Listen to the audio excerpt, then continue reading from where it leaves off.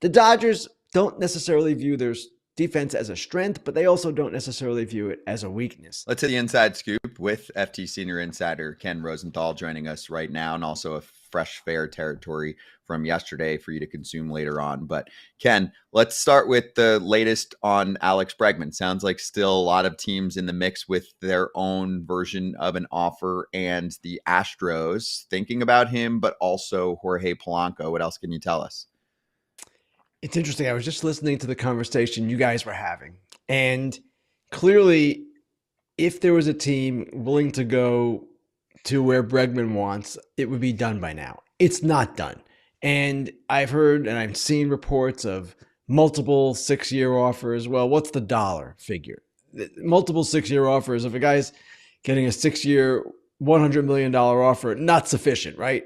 So I'm not sure where this is going, and the Astros clearly are lining up with Polanco, an alternative plan. Might they execute that plan? Yeah, they could. Polanco is a switch hitter. He's a guy who can play first, second, third, possibly the outfield. Scott, you mentioned the knee surgery earlier. His doctor, his surgeon gave him a clean bill of health. He's ready to go now.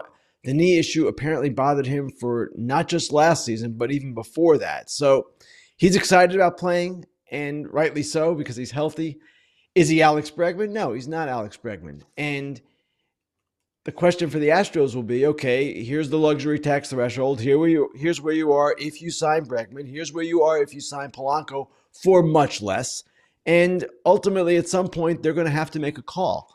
And at that point, if it's to Polanco and not Bregman, then it will be really interesting to see where Bregman ends up, because he clearly has interest, and he should have interest. He's a really good player. But again, he's still out there. It's January 28th. And maybe this all works out for him, but AJ's point, who's giving him 180? That's the question I would have.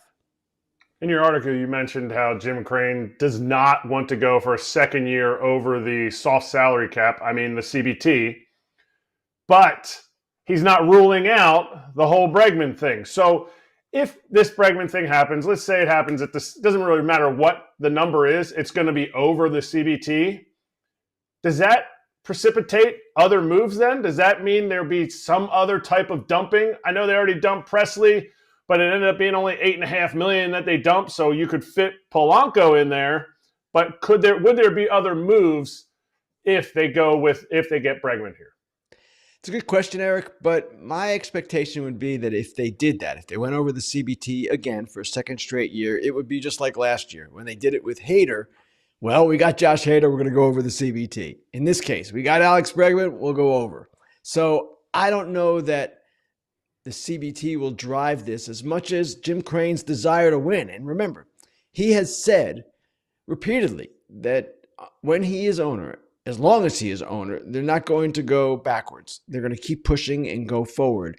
So making more trades, I'm not even sure who they would trade at this point. Maybe Montero, but they're going to have to eat all of that. I don't know that that's the plan for them. I would expect that if they sign Bregman, they go forward with their reconfigured team without Tucker, with Christian Walker, with Bregman, and see where it goes. All right. Enough of the Astros. We've been talking about them for like 20 minutes now, Ken. Let's move on to another team that nobody knows what the heck they're doing. The Padres. Will Cesar King be traded? And if one of them is traded, which one will go first? They're both free agents at the end of the year. So which one do you think has more value on the trade market? Well, first off, I encourage people to read Dennis Lynn's latest story on Matt Seidler, the late Peter Seidler's brother, his response to Sheil Seidler, Peter's widow, and her suit, because it's quite interesting, the charges going back and forth. And she wants control of the team, and she wants certain amounts of money. And they're saying if that was the plan, then Peter Seidler would have set it up for you that way. So that's the backdrop to all that is going on with the Padres. Now, will they make trades? AJ Preller is always going to listen on potential free agents. He is. That's just the way he goes about it. Actually, it's the way most teams go about it. So they've got Cease, they've got King, they've got Luis Arias all entering their walk years. And I would imagine Cease as the most expensive would be the one that they would want to trade the most, but maybe they could get more for King, who is looking like he's heading for an arbitration hearing. So I don't know where this goes. It's very difficult to read the Padres, as it has been all off season. This lawsuit is hanging over the franchise, the fight between the Seidler brothers and the Seidler widow. And ultimately, AJ Preller, as the general manager, is going to have to make what appears to be some difficult decisions. Yes, their payroll is going up, or at least up from where it was at the end of last year, but that's because of internal raises for the most part. They haven't done anything. They haven't signed a major league free agent yet. So it's raises to guys like Arise, Cease, who arrived last year, both of them. Also, this is the first year, I believe, or 1 year of Darvish's new deal. They've got things going on with them in their payroll internally that is putting them in a difficult spot. So again, I would hesitate to make any prediction on how this is going to end up, but clearly they're listening on their players. Not surprising that they would listen on their players, but against the backdrop of this legal fight, it becomes more curious exactly what they're going to do. Okay, so staying on the trade and legal front, let's see if I can transition to this one from your notes column. I thought this was interesting, that an off-season trade deadline ending at the winter meetings would help, but you said, way back, MLB wouldn't do this without a free agent signings deadline. Well, that sucks, because a free agent signings deadline is never going to happen, because that is going to severely put a player and his rep in a bad spot. The trade part actually makes a ton of sense. And even right now, when you wrote about some of the starters holding up the rest of the market for free agents, it plays the part here. So is this just MLB doing their usual legal first, caring about entertainment in the game second? It's a good question, Scott. And for me, looking at the way the game is right now and the way off seasons play out, put a trade deadline at the end of the winter meetings and you'd have some action. Now, you'd have, yes, a frenzy of activity then, and you could establish free agency and let it go February 1st or so, and then reopen the trade market, right? So it wouldn't be a trade deadline, I don't know, forever, obviously, but it would be for a certain period. And at that point, free agency could take over. Maybe you make it February 15th. I'm just thinking out loud here. The time when the time when trades could open back up again. But you want to make the winter meetings more fun? That's how you make the winter meetings more fun. And you're right, Scott. The union is never going to go for a deadline on free agent signings. They view it as a restriction on the market. And we might view it as well. That would be a lot more fun for us. But their concern, of course, is the players and how that will turn out. So this came up before. The free agent deadline has come up before. Actually, both have come up before in collective bargaining talks. And it's gone nowhere. I don't expect it to go anywhere the next time either.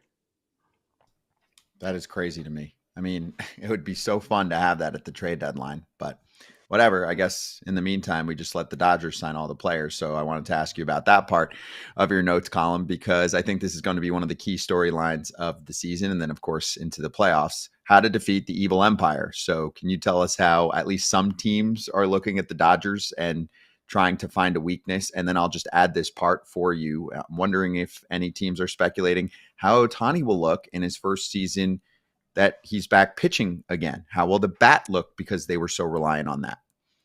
That's something that we're all looking forward to seeing, but really no one has an answer yet. And certainly he'll be on some restrictions from a pitching standpoint. He's coming off a major elbow surgery. That's kind of why they've loaded up with all these different starters. They want to have the ability to mix and match and use guys at different times, and however that plays out. Now, as for the defensive questions, I have had other teams raise this point to me, and the Dodgers don't necessarily view their defense as a strength, but they also don't necessarily view it as a weakness. And kind of the key thing here, actually, there's two things to watch. The outfield. Teo Hernandez in one corner, Michael Conforto in the other. Those guys lack range. They're not classic rangy outfielders. Edman is considered a better infielder than an outfielder. He'll be in center. He'll be okay, I would expect, but maybe not plus. Then there is the question of Mookie Betts at shortstop. Now, unlike last season, when Mookie Betts moved to shortstop in the middle of spring training, he has a full offseason to prepare and a full spring to prepare. And it is wise always not to bet against Mookie Betts, but who knows how he's going to look at shortstop. Last year, he was a below average shortstop. He did a number of things really well. His throwing was the main issue that seemingly is something that is correctable. Elsewhere, we don't know how Kim is going to be at second base. I would expect he'd be pretty good. Freddie's a good first baseman. Muncy, when healthy, is a good third baseman. But their defense might not be elite, put it that way. It was pretty good last year. It rated very well, and it might not be at the same level. But if Mookie is good, that certainly helps the infield. And even if he's not, they have, because of Miguel Rojas and Chris Taylor, some other ways that they can go, moving the pieces around. So I don't know that I would call it a weakness. That's probably strong, but it's probably not going to be their great strength. More in a minute, but first, a quick word from our sponsor of this video. Hey, Valentine's Day is coming up, and we have the recommendation for you to check out right now. Don't wait. It's 1-800-Flowers.com. This year, we're partnering with 1-800-Flowers to make sure you're a Valentine's legend with an exclusive offer for the FT fam. It's double the roses for free. When you buy 1 dozen, they're going to double your bouquet to 2 dozen roses. It's the perfect way to wow her without breaking the bank. 1-800-Flowers always delivers. Let them dominate this holiday. It's what they do best. Think about everyone in your fam that deserves some love on Valentine's Day. I sent a bouquet to my daughter at college, and it lit up her day. I also added an awesome vase to the order for her, so she's got it all. All roses from 1-800-Flowers are picked at their peak, cared for every step of the way, and shipped fresh to ensure lasting beauty. Don't wait. Think ahead this year. Make it easy and get that deal right now. When you order 1 dozen, they'll double the rose bouquet for free. That's the FT deals that we're always looking out for. Go to 1-800-Flowers.com/FT. That's 1-800-Flowers.com/FT. And now back to the video. On Saturday night, we sat down with Barry Bonds. Why don't we hear more from Barry Bonds? Is it because reporters like you have made him feel so bad, Ken, over the years, that he just doesn't want to talk about baseball anymore? Because I don't understand, with the insights he could give on hitting especially, why don't we hear from him more? AJ, that is a question for Barry Bonds, and you can say we've treated him badly. He hasn't treated us so hot either. And the other night, actually, when he said to me something along the lines of, hey, we've been in this game together for so long, so it was something like that, I was shocked. I've talked to Barry one-on-one in my career, I don't know, maybe 2 or 3 times, and I don't recall any of those conversations going particularly well.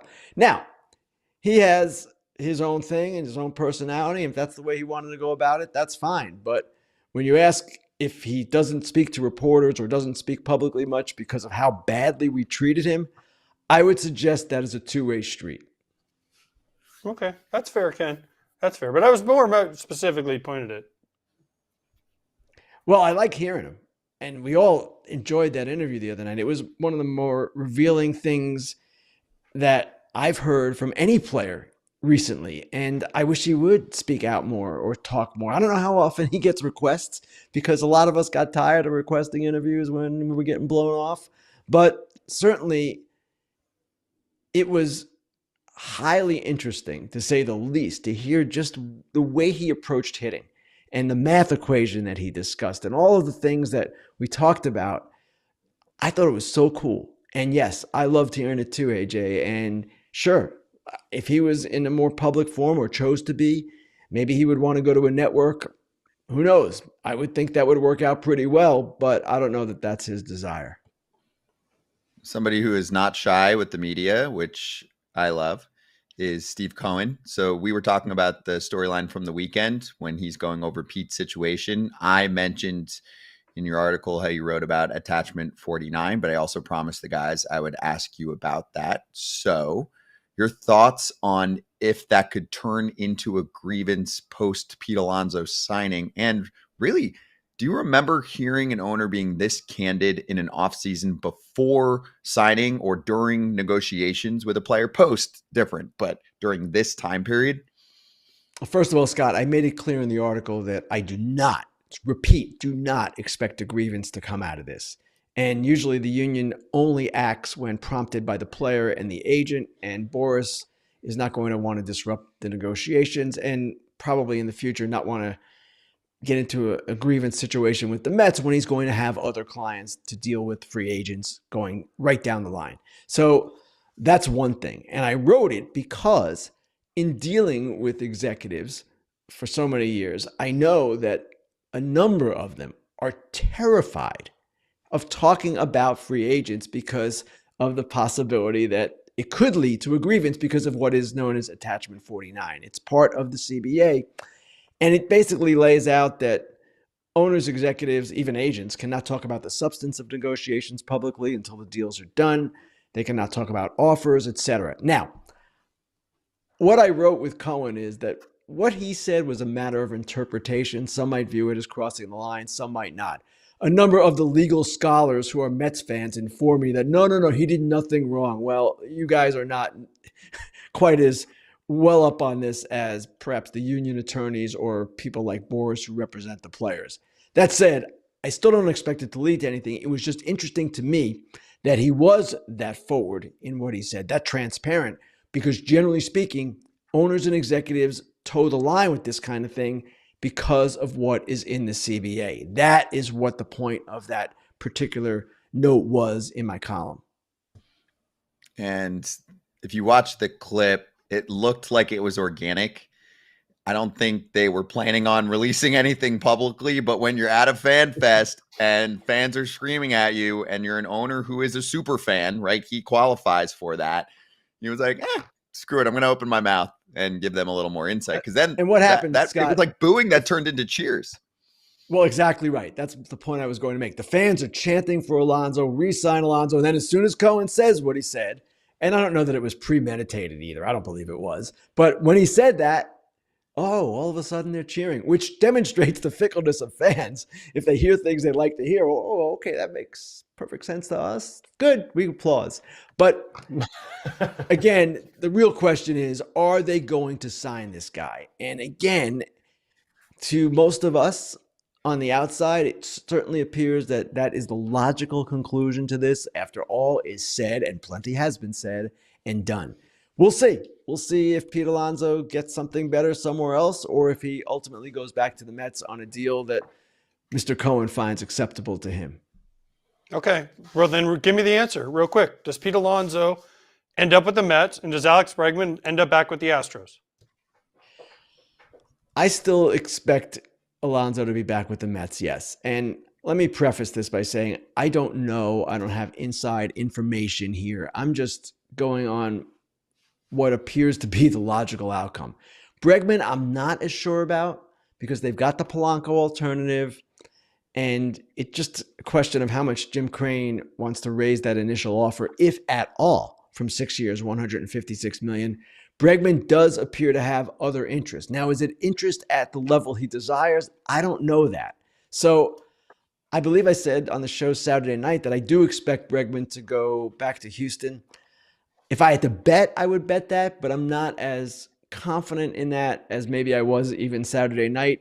And with Alonso, if he wanted to go to Toronto, for instance, or Anaheim, if they are really in, and I don't believe that they really are, it seems to me that would have happened by now. So we'll see where this ends up. We'll see how it all plays out in the end. But the logical outcome for both is just what you said, AJ. Alonso in New York, Bregman in Houston. Doesn't mean it will turn out that way. Mm-hmm. All right, we'll see. Well, Ken has his GM speak down. Ken has his GM speak down. Totally. All you need is a quarter zip. For you, it'd be like AJ, I'll tell you what. You're asking. All right, here's what you're doing here. You're asking me to talk about things where I can't talk about with confidence. And then what you want to do, if I say, hey, Alonso's going to be a Met, then you're going to clip that. And when he signs with some other team, you're going to say, Ken, you're an idiot. So it's a setup. I know it's a setup, and I'm good.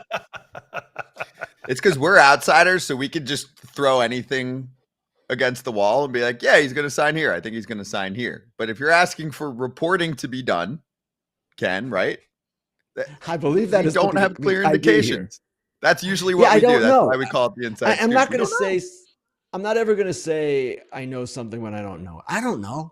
If I knew, well, maybe a deal would be done by now, but a deal isn't done with either player. Yeah. So turn your Twitter notifications on for Ken and to let us know when something happens. Ken, we'll catch you on Fair Territory live on Thursday. See you then. Thanks, guys. Hey, everybody. Be sure to like and subscribe for more content. We're back here every weekday, all year long, so do not miss an episode. The videos are coming in all day. Here's another video you might enjoy. Baseball the way it should be covered.